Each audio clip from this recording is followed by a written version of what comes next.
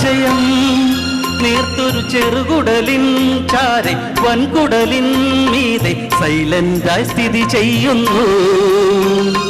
നമ്മൾ തിന്നും എല്ലാ കശപിശയും ദഹിപ്പിച്ചു കളയുന്നു. നമ്മൾ തിന്നും എല്ലാ കശപിശയും ദഹിപ്പിച്ചു കളയുന്നു. ആശയം